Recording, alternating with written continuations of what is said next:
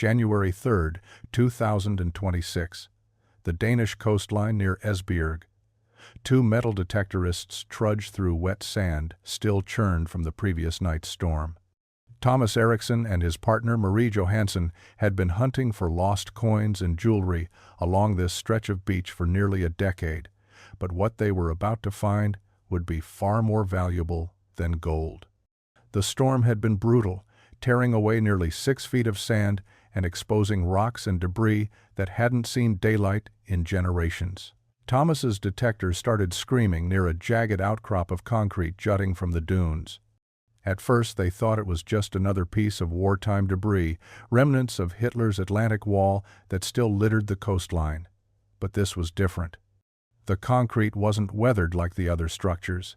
It was smooth, almost pristine, protected by the sand that had buried it for over 8 decades. Marie brushed away more sand, revealing what looked like a hatch, heavy steel with German markings barely visible through the rust. They looked at each other, hearts pounding. This wasn't supposed to be here. No bunker had ever been documented at this location. Using crowbars from their truck, they worked for nearly an hour before the seal finally gave way with a hiss of stale air that made them both step back. The smell hit them first, musty and dead, the scent of a tomb that had been sealed since 1944. Thomas shined his flashlight into the darkness below. A metal ladder descended at least 40 feet into the earth. The beam caught something at the bottom, a corridor stretching into shadow, walls lined with Nazi military crates. Marie grabbed his arm. "We need to call someone." But Thomas was already descending into the bunker, into a secret that had been waiting 82 years to be found. The name Klaus von Steinmark meant nothing to Thomas and Marie as they stood at the entrance to the bunker, but to military historians it was a name that had sparked debate for decades. Rear Admiral Klaus von Steinmark had been one of the Kriegsmarine's most promising officers, a tactical genius who had earned the Knight's Cross for his role in the Norway campaign of 1940. He commanded coastal defense operations along the North Sea, overseeing U-boat deployments and coordinating with Wehrmacht ground forces. By all accounts, he was a loyal officer, efficient and ruthless when needed. But on October 17, 1944, he vanished. The official Nazi records told a simple story. Von Steinmark had been killed during an Allied bombing raid on his coastal headquarters. His name was added to the growing list of officers lost in the final desperate months of the Third Reich. A death certificate was issued. His wife Emma received a letter of condolence from Admiral Dönitz himself, but there was a problem with the official story. There had been no Allied bombing raid that day. The weather had been too poor for air operations. Von Steinmark's aide, Lieutenant Werner Holst, told a different story under Allied interrogation after the war. He said the Admiral had left headquarters at dawn carrying a leather attaché case, telling Holst he was inspecting coastal defenses and would return by evening. He never did. His staff car was found abandoned on a beach road 8 kilometers from headquarters, keys still in the ignition, but no sign of von Steinmark. Search parties combed the coastline for 3 days. Nothing. Emma von Steinmark refused to believe her husband was dead. She spent the rest of her life writing letters to military archives, to Allied intelligence agencies, to anyone who might have answers. She died in 1998, still believing Klaus was out there somewhere, still waiting for him to come home. By fall 1944, the Third Reich was collapsing. The Allies had liberated Paris in August. Soviet forces were pushing through Poland toward the German border. American and British bombers were turning German cities into rubble. In the corridors of power in Berlin, high-ranking Nazi officials weren't talking about victory anymore. They were talking about survival. Intelligence reports from this period paint a picture of desperation and paranoia. SS officers were quietly transferring funds to Swiss bank accounts. Kriegsmarine commanders were diverting U-boats from combat operations to mysterious special assignments in the South Atlantic. The rat line escape networks to South America were already being established. Admiral Donitz himself was reportedly preparing contingency plans for a government in exile. Von Steinmark occupied a uniquely strategic position in this chaos. As commander of North Sea coastal defenses, he controlled access to dozens of ports and naval facilities. He knew which U-boats were operational, which captains could be trusted, which routes through the Allied blockade might still be passable. He had information that could save lives or end them. His headquarters received a steady stream of visitors in those final months. High-ranking SS officers who had no official business at a coastal command post, party officials carrying sealed orders from Berlin, men in civilian clothes who arrived after dark and left before dawn. Lieutenant Holst later told interrogators that von Steinmark seemed increasingly troubled. He stopped sleeping, spent hours alone in his office, refused to take calls from Berlin. On October 12th, 5 days before he disappeared, Holst overheard part of a heated phone conversation. Von Steinmark had shouted, "I'm a naval officer, not a smuggler," before slamming down the receiver. Whatever orders he'd received, they had pushed him to a breaking point. The question was whether he'd chosen to run or to fight back. October 17th, 1944 started like any other day at the coastal headquarters. Von Steinmark arrived at his office at 0600 hours earlier than usual according to the duty log. He spent 2 hours reviewing documents, then burned several files in his office fireplace despite the mild weather. At 0820, he summoned Lieutenant Holst and handed him a sealed envelope with instructions not to open it unless he failed to return within 48 hours. Holst never got the chance to open that envelope. It disappeared from headquarters the same day, likely destroyed by retreating German forces. At 0847, 3 witnesses saw von Steinmark walk to his staff car carrying a brown leather attaché case that he normally kept locked in his office safe. He was wearing his full-dress uniform, which struck several officers as odd for a routine inspection. "I'm inspecting the coastal defenses at Sector 7, he told the gate guards. "I'll be back this evening." The guards saluted. The barrier lifted. That was the last time anyone saw Rear Admiral Klaus von Steinmark alive. When he hadn't returned by 2200 hours, Holst organized a search party. They found his car at 0340 the next morning, parked on a narrow beach road overlooking the North Sea. The doors were unlocked, the keys hung in the ignition. Von Steinmark's service cap sat on the passenger seat, but the leather attaché case was gone. Footprints led from the car toward the dunes, then vanished where the sand gave way to rocky ground. Holst ordered a full-scale search at first light. Over the next 3 days, 200 men combed every meter of coastline for 15 kilometers in both directions. They found nothing, no body, no blood, no signs of struggle, no trace of the Admiral or his case. It was as if he had simply walked into the sea and disappeared. The disappearance of a Rear Admiral didn't go unnoticed. Within hours of finding von Steinmark's abandoned car, the Gestapo arrived from Berlin. They weren't interested in search and rescue. They were interested in loyalty. The interrogations began immediately. Every officer at the coastal headquarters was questioned, some multiple times. Had von Steinmark been in contact with the Allies? Had he expressed doubts about the war? Had he mentioned escape plans? Lieutenant Holst spent 3 days in custody, answering the same questions over and over. The theories multiplied as the days passed, with no answers. Some Gestapo officials were convinced von Steinmark had defected, that he'd made contact with British intelligence and been extracted by submarine or fast boat. Others believed he'd been captured during the inspection, ambushed by Allied commandos who wanted the information in his head.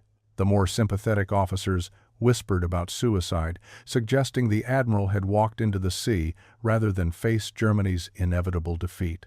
And then there were those who suspected desertion, that von Steinmark had simply disappeared into the countryside with false papers and a new identity. None of the theories explained the missing attaché case or why he'd left his car so conspicuously in plain view. On November 8, 3 weeks after his disappearance, Emma von Steinmark received an official telegram. Her husband had been killed in action during an Allied air raid on October 17th. His body had been lost at sea. The Reich extended its deepest sympathies. The telegram was a lie, and Emma knew it. There had been no air raid that day. She'd already made inquiries, already spoken to wives of other officers stationed at the headquarters. But the Nazi government needed the case closed. A missing admiral raised too many questions, created too much uncertainty. Dead officers were simpler. The file was marked "Presumed Killed in Action" and buried in military archives. But Emma never stopped searching. She wrote letters, filed petitions, demanded investigations. Even after the war ended, she continued her quest for answers, convinced that somewhere, somehow, Klaus was still alive. When Allied forces overran Germany in 1945, they seized millions of Nazi documents. Most were destroyed or returned to German authorities within a few years. But certain files remained classified, locked away in British and American intelligence archives for reasons that were never fully explained. Von Steinmark's name appeared in those files. In 1963, a German researcher requesting information about Kriegsmarine officers received a peculiar response from the British National Archives. Most of the officers he'd inquired about had files readily available for review. But when he asked about Rear Admiral Klaus von Steinmark, he was told the file was classified under the Official Secrets Act and would remain sealed until 2029. No explanation was provided. Why would the British government classify information about a German naval officer who had supposedly died in 1944? What could he possibly have known that required 66 years of secrecy? British naval intelligence had taken an unusual interest in von Steinmark's case from the moment they learned of his disappearance. Intercepted German communications from October 1944 show that Allied codebreakers were actively monitoring all radio traffic related to the search for the missing admiral.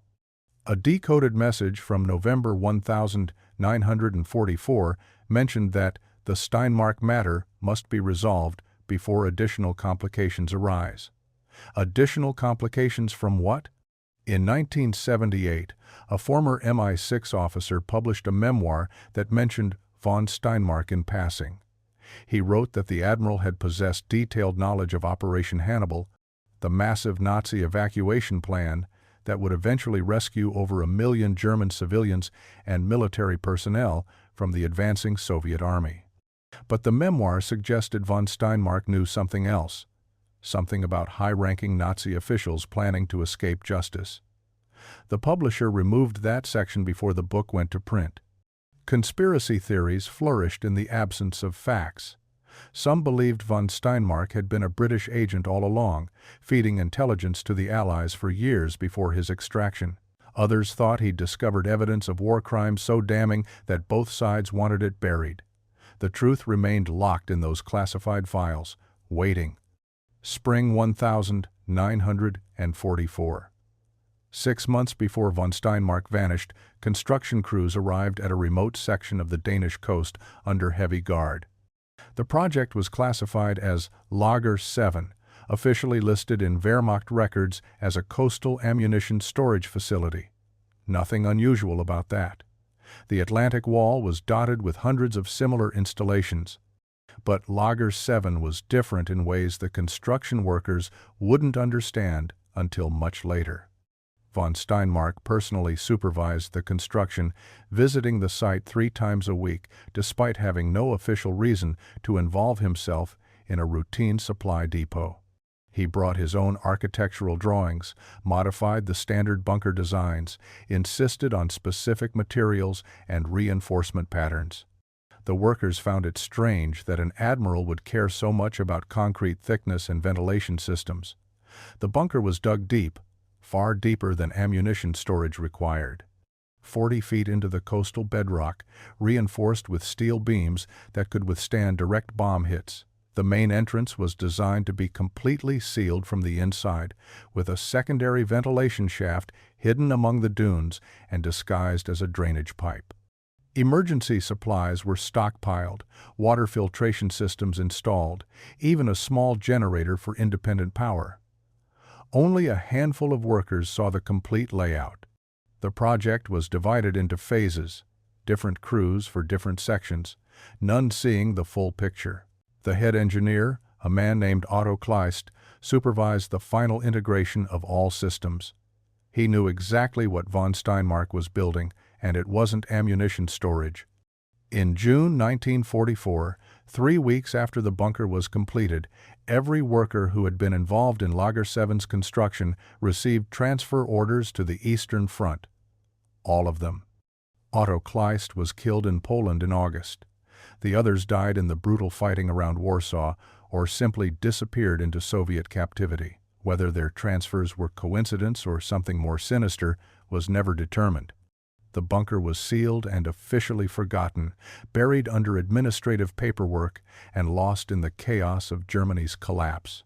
But it had been designed for one purpose: to keep one man alive indefinitely, hidden from the world above. Thomas descended the ladder first, his flashlight cutting through darkness that had been undisturbed for 82 years. Marie followed, her breathing echoing in the confined metal shaft. At the bottom, their feet touched concrete and the beam of light revealed a corridor stretching 30 meters into the earth, perfectly preserved. The air was stale but breathable, drawn through the hidden ventilation shaft that had somehow remained functional all these decades. They moved slowly, taking in every detail. The walls were lined with wooden crates, stenciled with Wehrmacht markings. Thomas pried one open and found it packed with canned rations, the metal containers bulging with age, but still sealed. Another crate held medical supplies, bandages, and medications carefully organized in their original packaging. A third contained ammunition for a Luger pistol and a Mauser rifle. This wasn't just storage. Someone had intended to live here. The corridor branched into multiple chambers, each serving a specific purpose. A small room on the left contained a chemical toilet and basic washing facilities, remarkably sophisticated for 1944. To the right, they found what appeared to be a communications room, though the radio equipment had been deliberately destroyed, smashed beyond any possibility of repair. Someone hadn't wanted to be found. Further down the main corridor, they discovered the living quarters. A metal cot with rotted blankets, a small desk and chair, shelves lined with books, German naval manuals, philosophy texts, even a few novels. On the desk sat a kerosene lamp, long since dry, next to a stack of papers weighted down by a Luger pistol. And there, seated in the chair facing the desk as if he'd simply fallen asleep while working, was the skeleton. The uniform was remarkably preserved in the dry bunker air, Kriegsmarine dress blues with the rank insignia of a rear admiral still clearly visible on the shoulders. The skull had tilted forward over the decades, coming to rest on the desk's surface. In the skeletal hands, still clutched with fingers locked by time, was a brown leather attaché case. Marie's hands were shaking as she photographed everything before they touched anything. The living quarters told a story of meticulous planning and ultimate despair. The metal cot in the corner had been made with military precision, blankets folded at perfect right angles despite decades of decay. Beside it sat a small trunk containing 3 additional uniforms, all cleaned and pressed, as if von Steinmark had intended to maintain his dignity even in isolation. On a makeshift shelf above the cot, they found photographs in simple wooden frames. A beautiful woman in her 30s smiled from one, Emma von Steinmark, though they didn't know her name yet. Another showed 2 young children, a boy and a girl, frozen in time at ages they would far outlive. The third photograph showed von Steinmark himself in full dress uniform, younger, his face unmarked by the weight of whatever had driven him underground. Thomas opened the desk drawer carefully, afraid it might crumble at his touch. Inside lay a leather-bound journal, the cover embossed with gold lettering, Admiral Klaus von Steinmark. The pages were filled with neat handwriting in German, dated entries spanning from October 18, 1944 to January 9, 1945. Nearly 3 months of solitary confinement, documented in careful detail. The food supplies were staggering in their scope. Crates of canned meat, vegetables, crackers, all stamped with 1944 production dates. Someone had calculated how long one man could survive down here, how many calories per day, how much water he would need. The water filtration system was a marvel of engineering for its time, drawing from an underground aquifer and running through sand filters and chemical treatments. Thomas tested it with a moisture meter.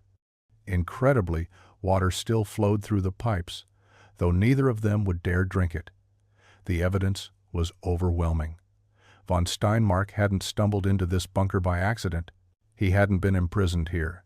He had chosen this place, prepared it months in advance, and sealed himself inside knowing he might never leave. The question was why? The deepest chamber was the smallest, barely 3 meters square, but it held the answer to 82 years of mystery. Von Steinmark sat exactly as he must have died, upright in the wooden chair, his skeletal hands still gripping the leather attaché case he'd carried from his headquarters that October morning. His uniform had survived remarkably well in the dry, sealed environment. The Kriegsmarine blue wool showed fading but no rot. The Knight's Cross still hung at his collarbone, the silver tarnished but recognizable. On his shoulders, the braided gold rank insignia of a Admiral caught Thomas's flashlight beam. But it was the skull that held their attention, tilted forward as if the Admiral had fallen asleep reading the documents that lay scattered across the desk. When Danish authorities arrived 6 hours later and carefully examined the remains, they found his identity disc still around the neck bones. Dental records retrieved from German military archives would later confirm what that disc already told them. This was Rear Admiral Klaus von Steinmark, missing since October 17, 1944. The Luger pistol lay on the concrete floor beside the chair, exactly where it would have fallen from a hand that had lost all strength. But there was no bullet hole in the skull, no damage to the uniform, no signs of violence at all. The forensic team would later determine that von Steinmark had died of dehydration and starvation, likely in mid-January 1945. He had simply stopped eating, stopped drinking from the filtration system that still functioned perfectly. He had chosen to die. What made the discovery even more haunting was the complete absence of any attempt to escape. The bunker's main hatch could be opened from the inside. Von Steinmark could have left at any time. Instead, he'd wedged the external locking mechanism, making it nearly impossible to open from outside, but leaving himself the option to exit. He never took it. The bunker had been his tomb by choice, sealed from the inside, a secret he'd kept even from death itself. The leather attaché case required careful handling by forensic specialists. The brass clasps had corroded, but the leather itself remained surprisingly intact, protected by the bunker's dry atmosphere. When they finally opened it under controlled conditions at the Danish National Archives, they found contents that would force historians to rewrite entire chapters about the final days of the Third Reich. Inside were 47 pages of classified Kriegsmarine documents, each stamped with the highest security clearances. The centerpiece was a master operational plan dated October 3, 1944, titled Action Walhalla. It detailed a coordinated evacuation network designed to smuggle high-ranking Nazi officials, SS officers, and party leadership out of Europe as the Reich collapsed. The plan was breathtaking in its scope and audacity. Specific U-boats had been designated for special transport duties rather than combat operations. Routes were mapped through the Allied naval blockade to safe harbors in Argentina, Brazil, and Paraguay. Swiss bank accounts were listed alongside the names of officials who had already transferred millions in looted gold and currency. Safe houses were established, false identities prepared, and sympathetic local governments had apparently been bribed or coerced into cooperation. Von Steinmark's handwriting appeared in the margins throughout the documents, notes that grew increasingly agitated as the pages progressed. Next to a list of SS officers scheduled for evacuation, he'd written, "Monsters, not men." Beside the U-boat assignments, a single word, "unacceptable." On the final page of the operational plan, he'd scrawled, "I will not be Charon ferrying demons across the river." The most damning document was a direct order from Admiral Dönitz himself, dated October 12th, instructing von Steinmark to prepare U-534 and U-977 for immediate departure with special passengers of the highest priority. Von Steinmark had been expected to facilitate their escape, to use his authority over North Sea operations to ensure these war criminals reached safety. His refusal to comply had signed his death warrant, either from the Nazis who needed his cooperation or from the Allies who would want justice. But tucked beneath all the official documents was something else. A single handwritten letter on personal stationery, addressed simply to meine geliebte Emma. The letter was dated October 18th, 1944, the day after von Steinmark disappeared. The handwriting was shaky, rushed, the work of a man writing by lamplight in a sealed bunker, knowing these might be the last words he would ever put to paper. It began, "My beloved Emma, if you are reading this, then I am dead, and perhaps that is for the best." Von Steinmark's confession spilled across 4 pages of careful German script. He explained the orders he'd received, the escape plan he was supposed to facilitate, the men he was expected to save. Men who had orchestrated genocide, who had commanded death camps, who had ordered the execution of civilians and prisoners. "They ordered me to save monsters," he wrote. "They believed that because I wore this uniform, I would help them escape justice. They are wrong." But he couldn't simply refuse the orders and face the consequences. A court-martial would be swift. His family would suffer the stigma of a traitor's widow and children. And if the Allies captured him instead, he would face trial for his own actions during the war. "I am not innocent, Emma," he admitted. "I followed orders I should have questioned. I commanded men in actions I now regret. I told myself I was serving my country, but my country became something monstrous, and I did not resist strongly enough." Returning home was impossible. He couldn't face Emma and their children, knowing what he'd done and what he'd been ordered to do. He couldn't live in a world where his choices were either facilitating evil or accepting punishment that would destroy his family's future. "So I choose a third path," he wrote. "I disappear. The documents in this case are my testimony. Let them speak when I cannot. Let them show that at least one officer said no, even if he said it in the cowardice of hiding rather than the courage of open defiance." The letter ended with words that forensic specialists would later confirm were stained with tears. "Forgive me for leaving you without answers. Forgive me for the years of uncertainty you will endure. Know that every day in this darkness, I will think only of you. You deserved a better man than I proved to be. Mit ewiger Liebe, Klaus." Within 24 hours of the discovery, the Danish Ministry of Defense had cordoned off the entire beach.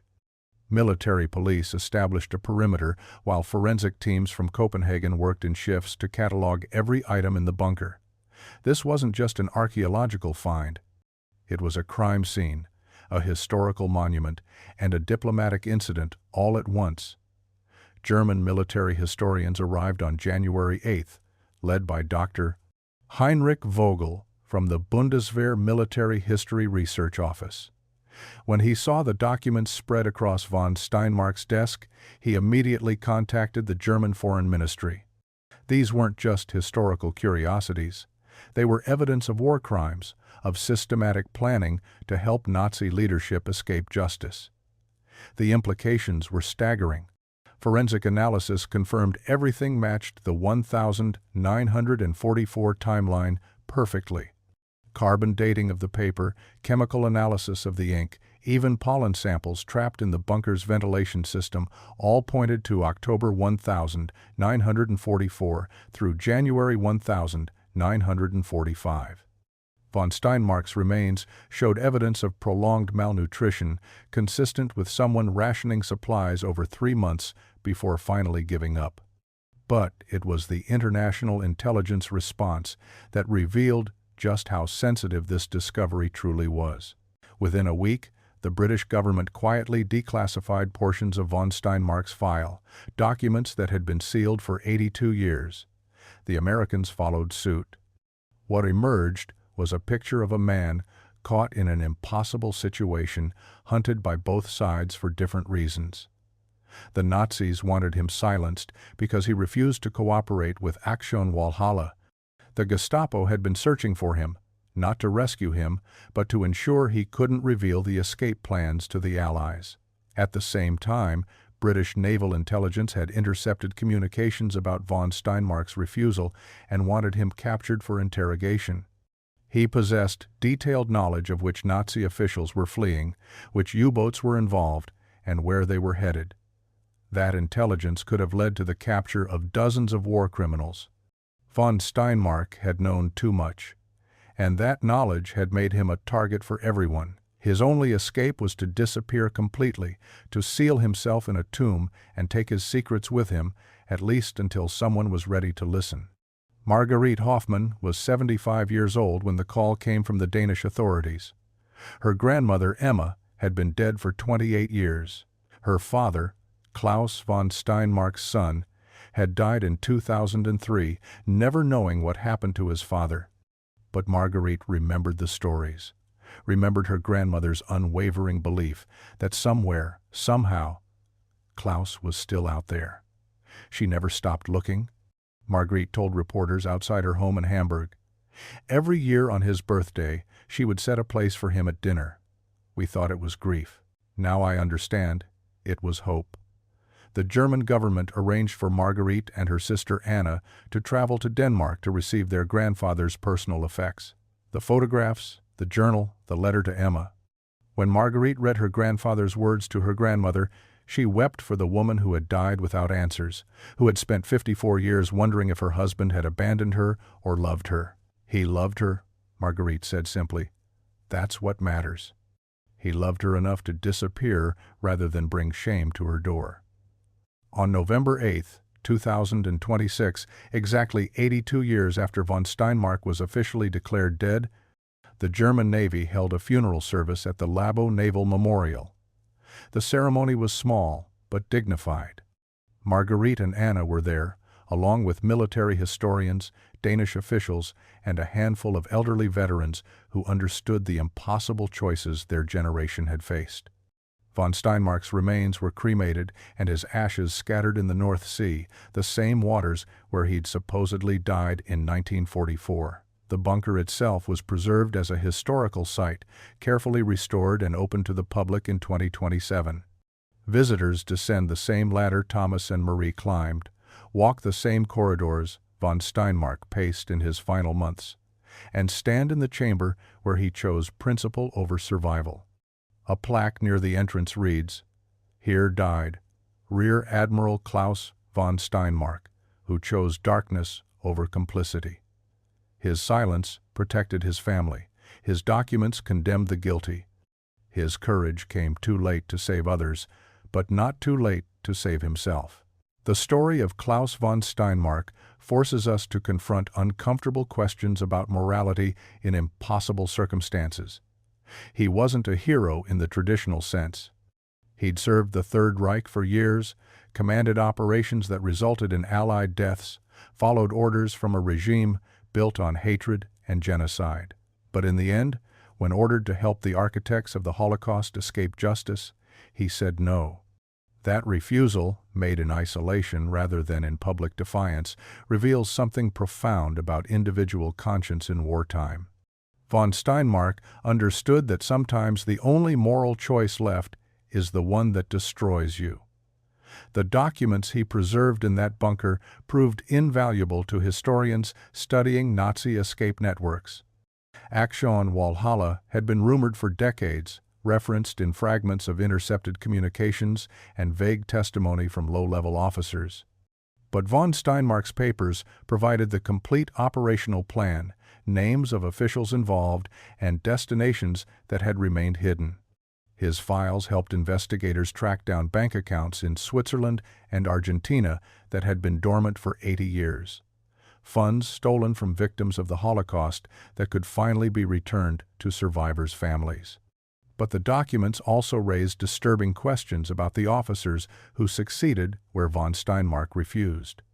U-534 was sunk by Allied aircraft in 1945, but U-977 reached Argentina successfully.